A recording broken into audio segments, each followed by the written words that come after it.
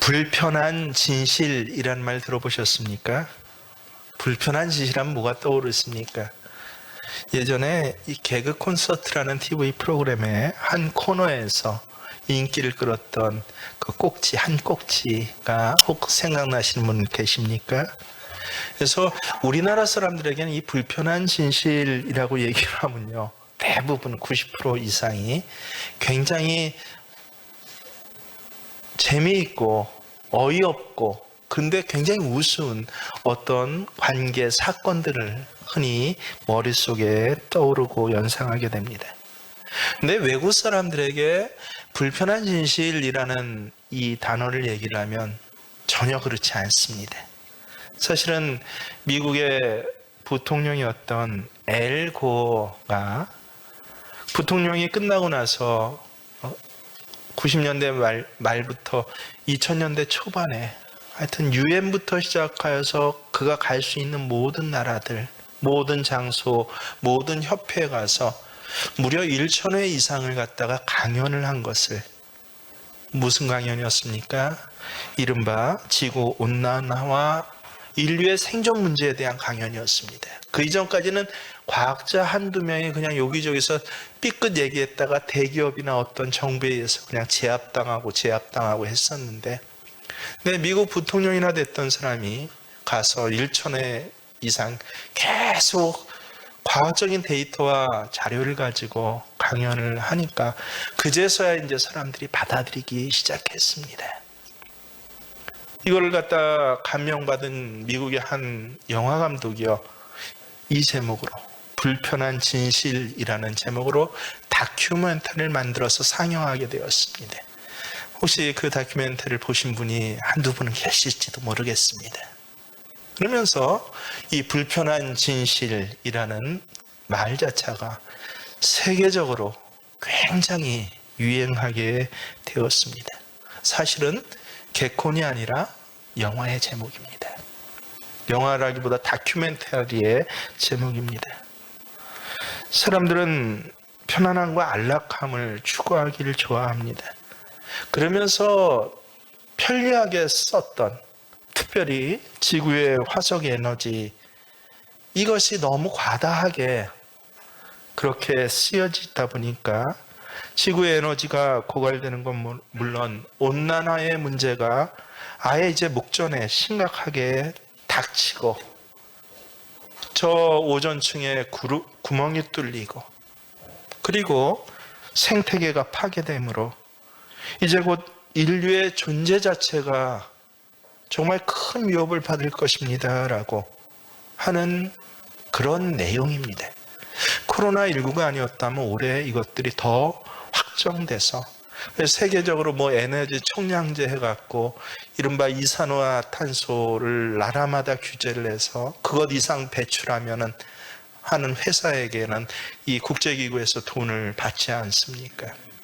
그래서 우리나라 같은 경우에 상대적으로 이 현대화 같은 기업에서 수소 전기차라든지 이런 것들을 더 박차를 가해서 개발해 내게 되었고요. 하여튼 코로나 문제가 아니었으면 전 세계 코로나 같은 정도의 큰 크기로 이 불편한 진실의 문제가 굉장히 이슈가 되었을 것입니다. 근데 왜 제목을 불편한 진실이라고 했습니까? 진실은 진실이에요. 근데 외면하고 싶습니다. 예를 들어서 내가 오늘 자판기에서 뽑아 마신 전 커피를 참 좋아하는데 그 커피 한 잔 마시고 버린 그 종이컵 때문에 인류의 생존이 위협받고 있다라고 한다면 그건 사실은 사실이고 진실이지만 굉장히 불편합니다. 나도 거기에 가해자야 라는 소리가 되지 않습니까? 눈에 당장 보이지 않으니까 믿고 싶지 않습니다. 근데 진실이에요. 결국은 맞닥뜨리게 될 것이고 절대로 피할 수 없는, 그래서 미리 최우선으로 대비해야만 하는 그런 아주 중요한 사건. 하지만 지금 당장은 눈에 보이지 않기 때문에 이걸 대비하자면 많은 것들을 손해보고 포기해야 하는데 이게 아까워요. 이 대가 치르기가 싫습니다. 그래서 외면하고 싶은 그런 진실을 불편한 진실이라고 합니다. 그래서 이제 뭐 내년쯤 코로나가 조금 내리앉으면서 또 이 문제가 아주 심각하게 부각될 것인데요. 그럴 때 누군가 불편한 진실하면 개콘 프로그램이요 하지 말고 누구 얘기를 하면 됩니까? 엘고 대통령 환경의 문제입니다라고 요 정도까지는 우리가 상식적으로 알아야 할 것입니다. 근데 인류의 생존을 위협하는 것은요, 환경 문제보다 생태계의 문제보다 훨씬 더 불편한, 더 심각하고도 불편한 진실이 있는데 그것이 바로 천국과 지옥의 문제입니다. 많은 사람들은 천국, 지옥의 문제를 외면하고 싶어 합니다. 우스운 개그 콘서트류의 주제로 만들고 싶어 합니다. 그리고 여기 있는 저도 사실은요, 부끄럽게도 어떤 때는 개인적으로 지옥이 없었으면 좋겠습니다. 누구는 천국 가는데 누구는 지옥 간다라고 하면 슬픈 일 아니겠습니까? 그리고 그 혹시 지옥에 갈 사람이 내가 참 사랑하고 섬기는 사람이 지옥에 간다라고 하면 안 되지 않겠습니까? 그래서 어떤 때는 지옥이 없었으면 좋겠다라는 생각을 하기도 합니다. 아직도 저희 친족 중에는 예수 안 믿는 분이 일부 있습니다. 야, 저분들 지옥 가면 안 되는데. 그래서 이 천국 지옥의 문제가 어떤 땐, 특별히 명절과 같은 때는 불편한 진실로 다가옵니다. 근데 이 지옥에 대해서 말씀하시는 분이요, 하나님의 보냄을 받은 선지자들도 말했지만 오늘 이 지옥에 대해서 말씀하시는 분이 누구십니까? 예수 그리스도, 예수님이 직접 이 지옥에 대해서 말씀하고 계십니다. 성경 전체를 보십시오. 지옥에 대해서 가장 심각하게 그리고 구체적으로 경고하시는 분은요, 예언자들이 아니에요. 선지자들이 아니었습니다. 선지자들은 그저 슬프다, 울다, 고통이다, 요 몇 가지 단어 정도만 암시하고 얘기했을 뿐입니다.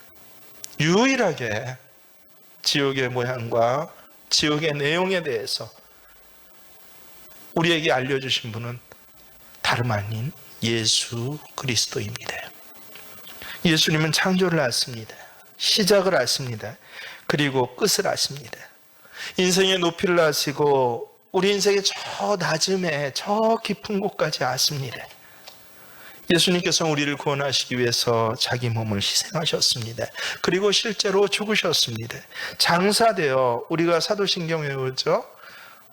근데 거기에 번역을 갖다가 어색하게 돼서 빼뜨렸는데 정확하긴 뭡니까? 장사되어 죽으시고가 아니라 그 원본에 보면요, 장사되어 죽으셔서 지옥 끝까지 내려가셨다가로 되어 있습니다.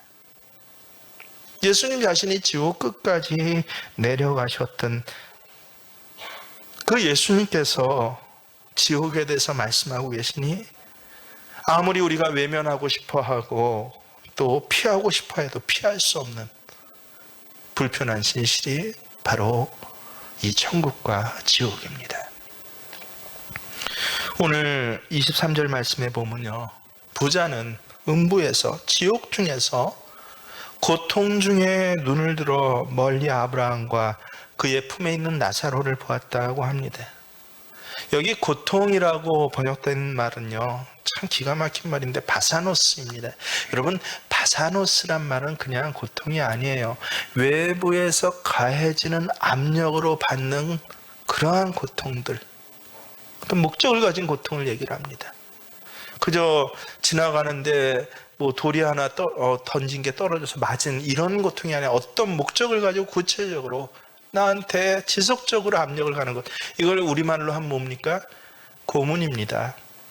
정확한 직역을 하면요, 고문 받는 중에 눈을 들어 바라보았다, 이 소리예요. 그래서 고문, 형벌이라는 단어가 더 정확한 뜻이 되는데, 성경을 우리말로 번역한 그 분들이, 이 고문이라고 하는 말이 한국사에서는 굉장히 정치적이고 안 좋게 들리지 않습니까? 그래서 고통 중에로 순화시켜서, 사실은 바사노스 뜻이 고통 아니거든요. 순화시켜서 갖고 그렇게 번역해 놓은 것입니다. 그래서 부자는 음부에서 뭐를 당하고 있었다? 형벌의 고문을 당하고 있었다는 거예요. 그래서 지옥이란 무엇입니까? 어떤 곳입니까? 할 때 가장 첫 번째로는요, 우린 불타는 곳으로 흔히 생각하는데 아니에요. 형벌의 지독한 고문을 당하는 곳입니다. 그 고문의 내용이 어떤지 우린 잘 모릅니다. 하지만 일찍이 이 지옥에 대해서 임사 체험도 했었다라고 이야기하는 요나단 에드워즈 같은 목사님은요, 설교하면서 뭐라고 설교를 하냐면요, 만약 내가 내게 단 5초만 지옥을 보여줄 수 있었다면, 내가 봤던 그 지옥을 단 5초만 여러분에게 보여줄 수 있었다면, 여러분 가운데서 하나님 앞에 신실하게 살지 않을 사람은 단 한 사람도 없습니다라고 그렇게 설교를 자주 했습니다.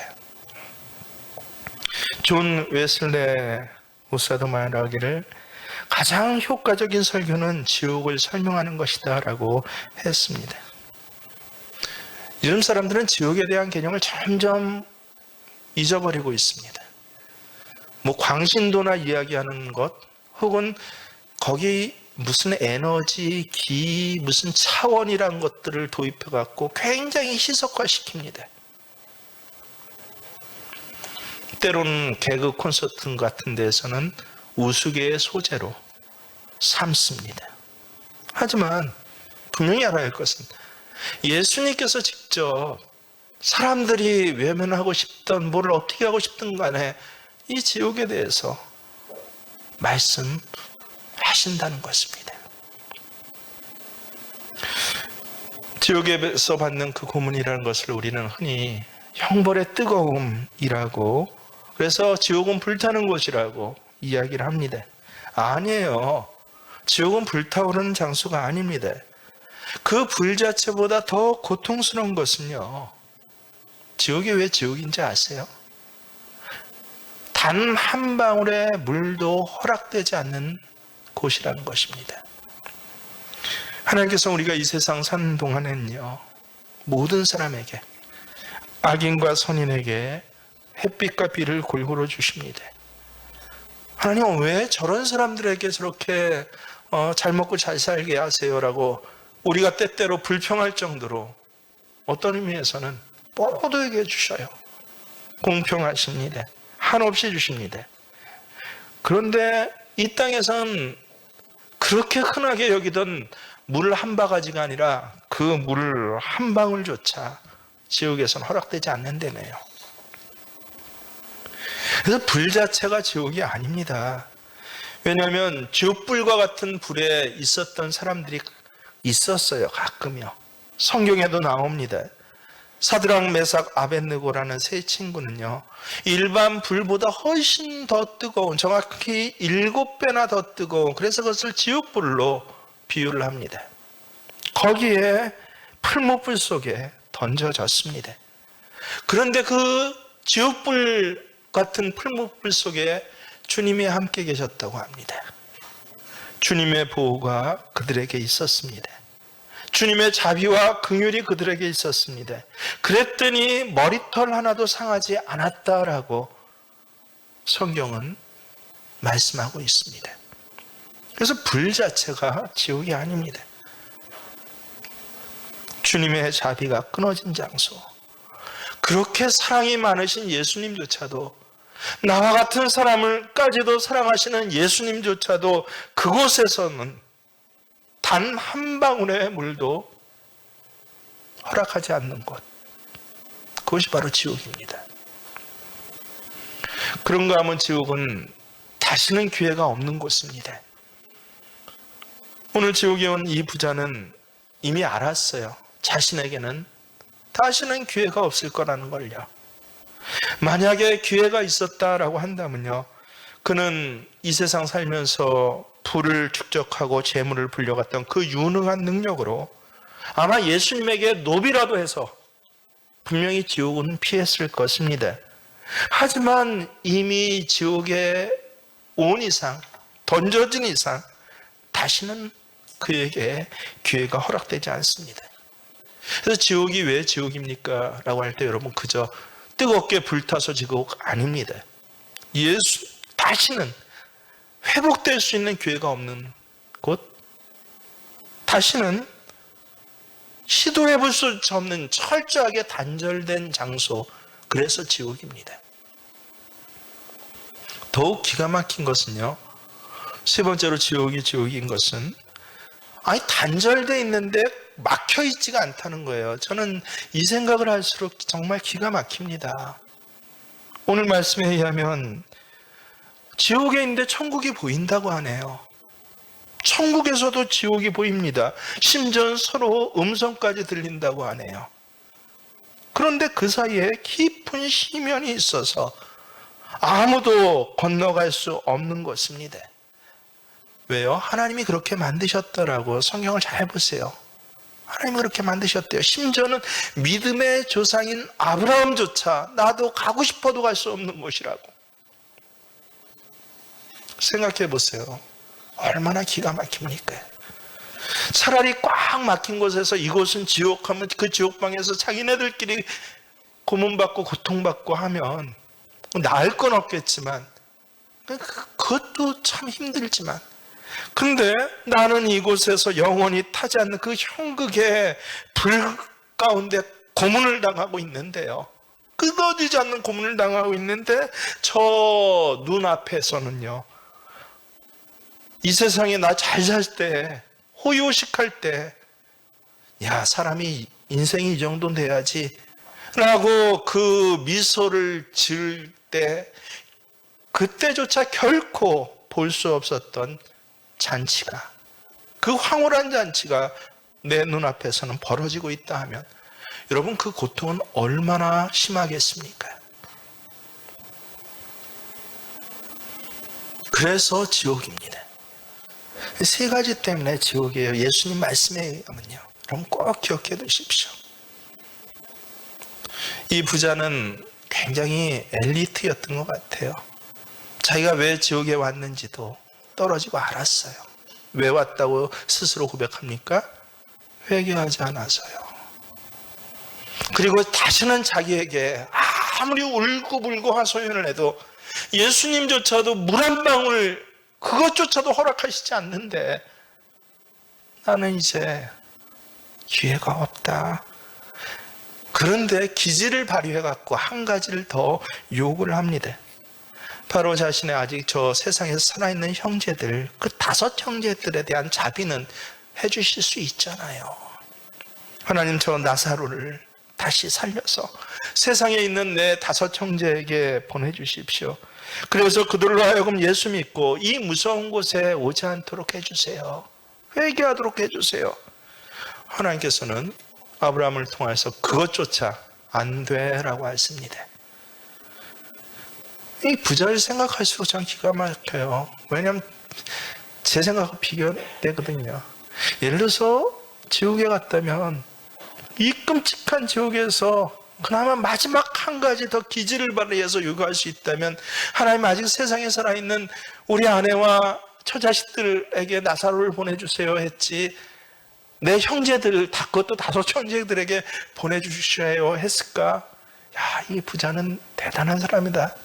아마 세상에서는 선한 사람이요, 착한 사람이요, 덕이 있는 사람이라고까지 칭찬받았을 수도 있겠다. 하지만 그는 지옥에 떨어졌어요. 왜요? 회개하지 않았기 때문에. 죄를 지어서가 아닙니다. 다른 사람보다 나쁜 심보를 가져서가 아닙니다. 형제들에게만이라도 얼마나 기특합니까? 근데 하나님은 이것마저도 보낼 수 없다, 안 된다라고 하십니다. 세상에는 이미 복음을 전하는 사람이 많이 있다. 또 복음을 기록한 성경 말씀도 이미 내가 주었다. 성경 말씀을 읽으면 믿을 수 있고, 복음을 전한 자의 말에 귀를 기울이면 누구든지 듣고 그 권면에 따라 회개하고 돌아올 수 있다라고 말씀하십니다. 죽은 자가 살아서 다시 그들에게 가서 너희 지옥에 오지만 회개해야 돼 할 필요가 없다는 것이죠. 그러자 부자는 애걸복걸합니다. 아닙니다, 하나님. 죽은 자가 무덤을 열고 일어나서 무언가 한마디를 하면 내 형제들일지라도, 부자는 자기 형제들의 아마 품성을 잘 알았던 것 같아요. 믿을 것입니다. 부디 그렇게 해주세요. 나를 위한 요청도 아니지 않습니까? 그리고 지옥에 온 이 상황에 대한 개선도 아니지 않습니까? 아직 세상에 살아있는 내 형제들을 위해서 제발 저 나사로, 이 죽은 나사를 다시 살려서 그들에게 보내서 지옥이라는 것이 있다라고, 너희는 여기 와서는 안 된다라고 제발 알려주세요. 그때 하나님 하시는 말씀이 무엇입니까? 30절입니다. 함께 읽습니다. 31절 말씀 함께 읽습니다. 이르되 모세와 선지자들에게 듣지 아니하면 비록 죽은 자 가운데서 살아나는 자가 있을지라도 권함을 받지 아니하리라 하였다 하시니라. 무슨 말씀입니까? 아니야, 네 말이 틀렸어. 복음을 전한 자들의 말을 우습게 여기고 듣지 않으면 죽었던 사람이 다시 살아나서 찾아가서 전해도 그는 믿지 않을 거야. 그럼 성경을 그렇게 많이 읽으면서도 저는 이 말씀에 대해서 그냥 그렇게 그 하나의 도식처럼 넘어갔고, 심지어 외우기도 하고 그런 때가 있었습니다. 근데 신학교 졸업하고 그것도 목회 현장에 가서 부목사 되기 전이니까 전도사 때 어느 날 이 청년들에게 말씀을 전하려는데 이 31절이 계속 마음에 맴도는 것이에요. 이게 뭐지 하다가, 그러다가 말을 정리해 보는데, 청년 설교들을 할 때는 또 청년에 맞게 해야 되거든요. 말을 청년식으로 정리를 해야 됩니다. 딱딱딱딱 A, B, C, D, X, Y, Z. 그래야 알아들어요. 정리를 해보는데, 죽었던 사람이 다시 살아나서 찾아와서 전해도 안 믿는다로 정리가 돼요. 죽었던 사람이, 여러분 저하고 한번 같이 따라해보죠. 죽었던 사람이 다시 살아나 찾아와서 전해도 안 믿는다. 마음에 계속해서 새기면 새길수록 이 말씀이 갑자기 너무 충격적으로 다가오는 것입니다. 이 세상에는 죽은 자가 다시 살아나 찾아가서 전해도 안 믿을 사람들이 있다는 것이에요. 부자의 5 형제가 바로 그런 사람이라는 것입니다. 그리고 곰곰이 이 말씀을 새기면 새길수록 죽은 자가 다시 살아나 찾아가서 전해도 안 믿을 사람, 성경에 기록되어 있으면 정말 그런 사람이 있죠. 그런데 그게 부자의 5 형제가 아니라 솔직히 나였다라고 고백하고 그날 얼마나 눈물을 흘렸는지 모릅니다. 내가 바로 그런 사람이었을 거야. 그럼에도 불구하고 내가 지금 믿고 있고 하나님의 자녀가 되어 있습니다. 하나님께서 준비하신 영생을 얻을 수 있습니다라는 분명한 확신을 가지고 있고, 거기다 목회자까지 되어 있는데, 어떻게 나 같은 사람이 예수를 믿게 되었는지 너무너무 신기한 거예요. 죽은 나사로가 다시 살아나서, 지옥이 있어, 천국이 있어, 어떻게 생겼어, 여긴 절대로 가서는 안 되라고 설명을 해도 믿을까 말까 하는 저 부자의 형제들을 생각해 볼 때 나는요, 이렇게 죽은 자를 만나지 않았는데도 성경 말씀을 보고 믿었어요. 전도하는 친구의 말을 듣고 믿었다는 사실이 얼마나 감사한지 모릅니다. 여러분에게도 이 감격이 언제 한 번가는 눈물을 펑펑 흘릴 정도로 감격스러워서 하나님 감사합니다라는 이런 체험이 있으시기를 주의 이름으로 축원합니다. 실제로 우리가 믿은 건요, 얼마나 대단한 일인지 모릅니다.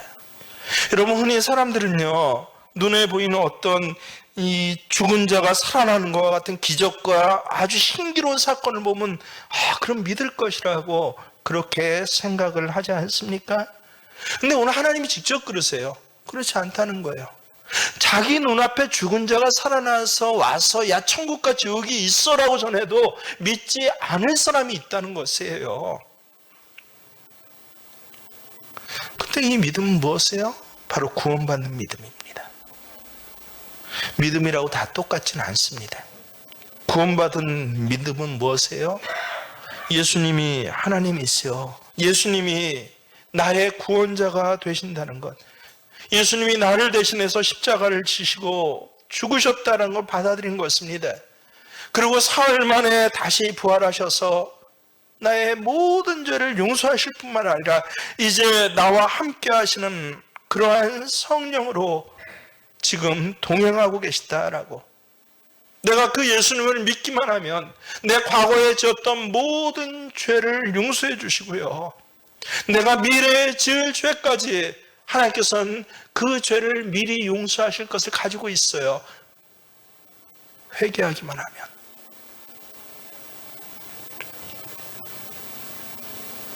그저 하나님 자녀 되었습니다가 아니라요, 바로 그래서 그날을 바라보면서 내가 오늘 부족함에도 불구하고 실수에도 불구하고 이 믿음을 끝까지 붙들고 하나님 앞에 설 때까지 갑니다라고 하는 것, 이게 바로 구원받을 믿음이에요.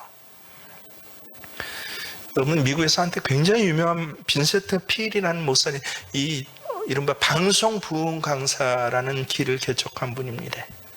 아주 인기 절정이었습니다. 한번 이 요새 우리 기독교 TV처럼 그렇게 아예 자기 채널이 있어요. 거기에 기부금이고 뭐고 수천만 수억 달러가 막 들어옵니다. 사람들에게 너무 감동을 주는 것이에요. 그분이 얼마나 많은 영향을 미국 사람들에게 주었는지 모릅니다. 그 중에서 그는요, 근심을 쫓아낼 수 있는 공식 하나를 알려주었습니다. 그래서 평범한 미국 사람들이라면 외우고 있을 정도입니다. 마음에 근심이 있습니까? 잠이 오지 않습니까?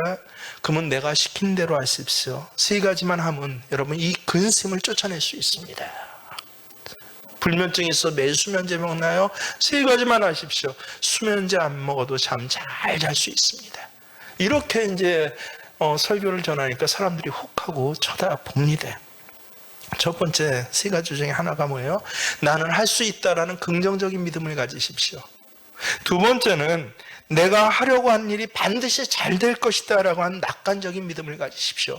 그리고 3번째로 내가 하는 일을 하나님은 반드시 도우신다라고 하는 신앙적인 믿음을 가지세요. 그래서 첫 번째 뭐라고요? 긍정적인 믿음, 두 번째 낙관적인 믿음, 3번째 신앙적인 믿음.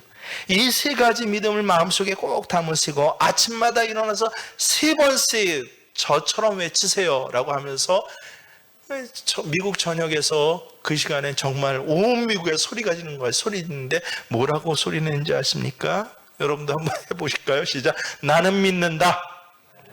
나는 믿는다. 나는 믿는다. 매일 아침 이렇게 3번을 외치십시오. 그렇게 하면 마음의 근심이 달아나고 여러분 하려던 모든 생각했던 일들이 잘 풀릴 것입니다. 한때 미국 사람들이 여기 다 열광을 했습니다. 여러분, 이런 믿음도 세상 살아갈 땐 필요합니다. 자기를 불신하고서 나는 안 돼, 나는 못나냐 하고 무슨 일이 되겠습니까? 자기가 하려고 하는 일에 대한 어떤 소망도 없이 무슨 일을 하겠습니까? 예수 믿다 보면 이런 믿음도 필요합니다. 하지만 이 믿음은요, 내가 구원받는 것과는 상관없는 믿음입니다. 구원받은 사람이 써먹으면 꽤 괜찮을 수도 있어요.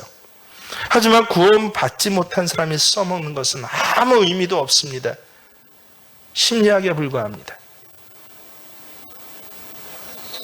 오늘 예수님께서 말씀하시고 있는 믿음이란 무엇입니까? 죽은 자가 살아나서 전에도 믿을 수 없는 것을 믿는 믿음을 얘기합니다.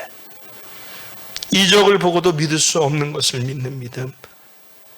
야, 이 기가 막힌 믿음을 나한테, 여러분에게 주셨습니다. 이런 의미에서 우리가 받은 은혜가 얼마나 큰지 모릅니다. 여러분, 이적 기사를 보면 눈앞에 죽을 사람이 살아나는 걸 보면 다 믿을 것 같죠? 아니요, 제 목회 현장에도 그런 일들이 솔선치 않게 있었습니다. 우리 처음에 믿는 것 같아요. 아니요, 이적 보더니 조금 지나고는 더 파행적으로 이상해지는 사람이 훨씬 많았습니다. 그 다음부터 제가 이적을 구하지 않게 됐어요. 아주 기가 막힌 목회적인 고백입니다. 파행적인 사람이 점점 많이 늘어나는 것을, 그게 바로 이적을 보고 믿는 믿음이에요. 실제로 예수님 때도 그랬습니다. 예수님을 쫓아다니던 무리들이 3년 동안 정말로 깜짝깜짝 놀랄만한 예수님의 이적을 보고 얼마나 많은 무리들이 쫓아다녔습니까? 근데 그 가운데서 예수 믿는 사람들이 몇 명이나 됐습니까? 예수님이 십자가 지기 전까지 12명이에요. 그것도 한 놈은 배신합니다. 예수를 팔아먹습니다. 심지어 예수님이 이적을 가장 많이 행했던 도시가 어디예요? 가버나움과 고라신 같은 동네의 사람들은 제일 믿지 않고 예수를 욕하고 돌멩이를 던져서 쫓아내지 않습니까? 예수님 너무 속상해갖고 나중에 성경에 뭐라고 했습니까? 화 있을진저 고라시나, 화 있을진저 가버나움 사람들아, 너희들에게 행한 이적 기사를 차라리 내가 소돔과 고모라에서 행했더라면 그들이 회개하고 돌아왔을 터인데.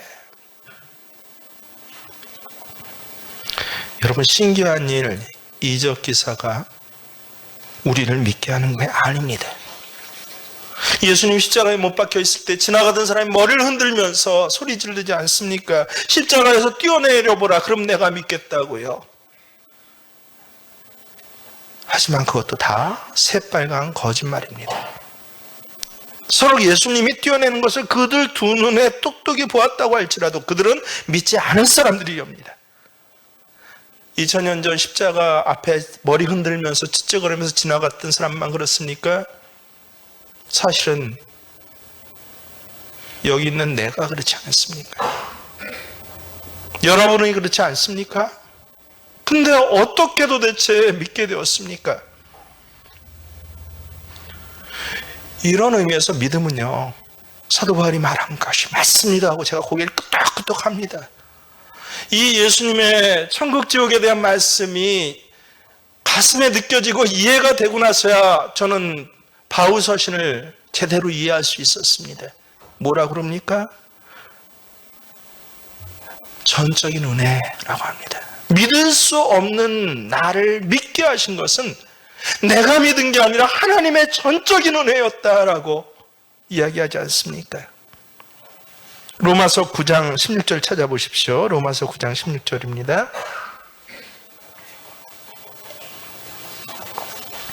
우리 천천히 정독하면서 읽습니다. 로마서 9장 16절 시작. 그런즉 원하는 자로 말미암도 아니요. 그러니까 믿는 것이 원하는 자로 말미암도 아니요. 그 다음에 다른 박질하는 자로 말미암도 아니요. 오직 긍휼히 여기시는 하나님으로 말미암음이니라. 쉽게 말하면 이거예요. 원한다고 믿어질 줄 아느냐? 다른 박질한다고 믿어질 줄 아느냐? 남보다 더 노력한다고 해서 믿어질 줄 아느냐? 아니야. 오직 불쌍히 여기신 하나님. 그 하나님 때문에 믿어지는 것이야. 그래서 우리는요, 하나님 믿게 해서 믿어진 사람들입니다.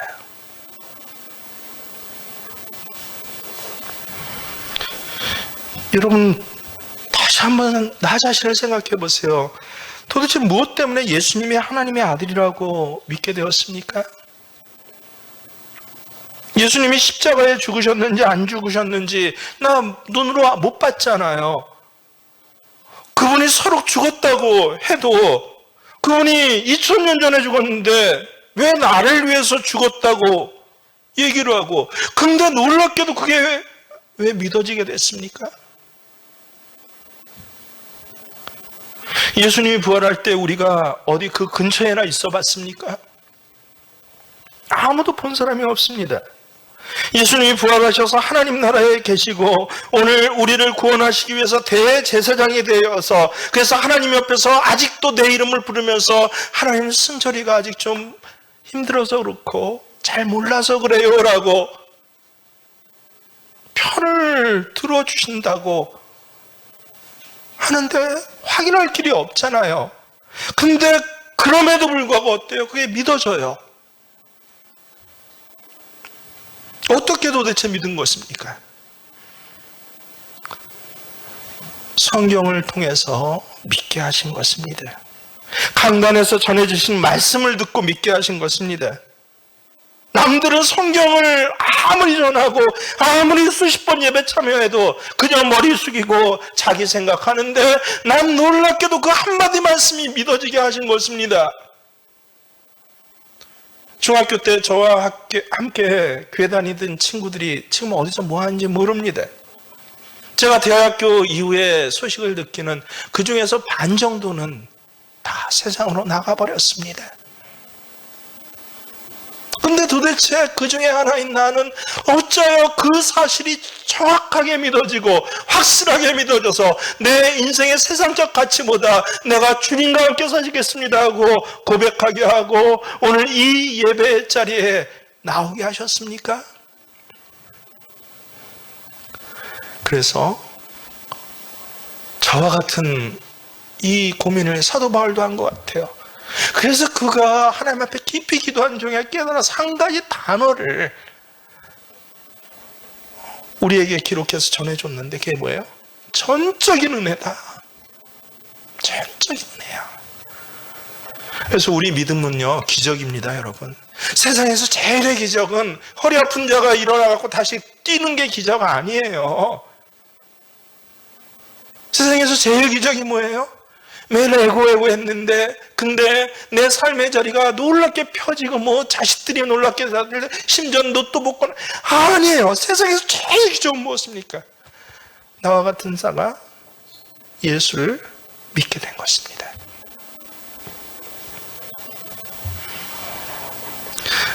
여기 있는 여러분 모두가 이 큰 복을 받은 사람이신 줄 고백하실 수 있기를 바랍니다. 그래서 이 믿게 된 것에 감사할 수 있어야 해요. 내가 믿고 싶다고 믿는 거 아니에요. 전 실제로 대학에서 교수들 성경 공부하고 하면서 같이 혹은 어떤 뭐 특정한 직장에서 그런 분들 특수한 직종에 있는 분들도 인도해 보고 있는데 사회다 엘리트들이에요. 그러니까 철저히 그래서 알았어요. 그렇게 뛰어나고 그렇게 학식이 있고 그렇게 자기 분야에선 전문가인데 근데 나중에 고백하는 게 뭐예요? 목사님 안 믿어져요. 안 믿어져요.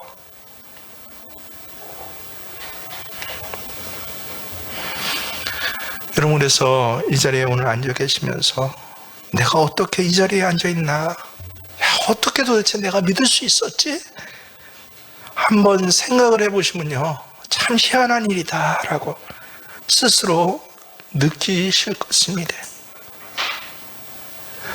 그러나 성경 말씀에 비춰보면요 야, 하나님 믿게 하셨구나.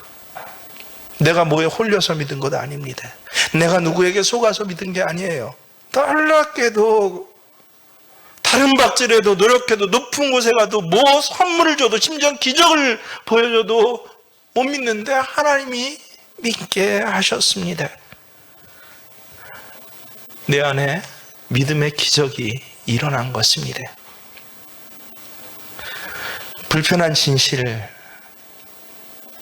분명합니다.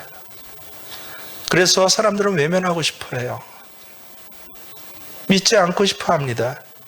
때로는 어떤 사람 믿고 싶어 하기도 해요. 흔히 이 세상에서 많이 고통당하면 야, 천국이라는 곳에 있으 나를 거기서는 정말 이 세상에 못 누리는 건 다 누릴 수 있게 해주시겠지. 여러분, 아니에요. 예수님께서 직접 저 지옥의 끝까지 내려가셨다가 살아나셔서 성경책에 이렇게 두꺼운 성경책 안에서 그 누구도 정확하게 말씀하지 않는 것을 왜 말씀해 주셨을까요? 나 때문에요.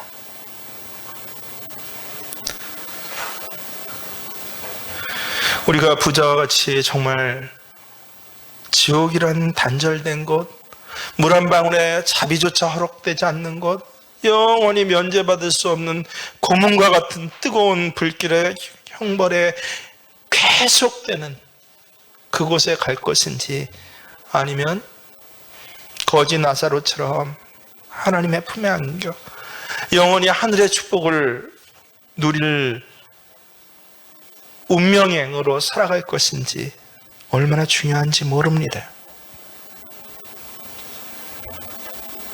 근데 참 문제는 뭐예요? 이게 처음 믿어졌다가 세상 것을 하도 보니까 안 믿어져서 다시 세상으로 가는 사람들이 간혹 있더라는 것이에요. 예수님이 가장 걱정한 것이 그것입니다. 바울서신에도 보십시오. 대만은 세상을 향하여 갔고 누구보다도 뜨거웠는데, 누구보다도 하나님께서 이 기적과 같은 믿음을 주셨는데 세상을 자꾸 봤다가 세상으로 갔다는 거예요. 이 믿음은 뭐하고? 버리고. 야, 이런 일도 있구나. 예수님 마지막 날을 걱정하시면서 뭐라고 하십니까? 야, 마지막 날에 이 믿음을 세상에 빼앗겨 버린 사람이 너무 많아서 예수님까지 걱정하셔서, 그래서 뭐 할 정도로요? 하나님 앞에 간청을 하셔서, 그래서 빨리 재림의 날을 앞당기셨다, 그 날을 감해 주셨다라고 할 정도로요. 오늘 여러분은 어느 자리에 있습니까? 대마의 자리에 있습니까? 아니면 전에 몰랐는데 정말 곰곰이 생각해 봤더니, 정말 오늘 말씀을 읽어봤더니, 야, 죽은 자가 살아나도 그런 사람이 전에도 안 믿을 사람이 바로 나인데 하나님 내게 주신 그 어떤 은혜보다 이 믿게 하시는 은혜가 가장 큽니다라고 고백하는 자리에 있습니까? 우리가 거지처럼 살다가 세상을 떠나도 구원만 받을 수 있으면 우리의 삶은 축복된 삶입니다.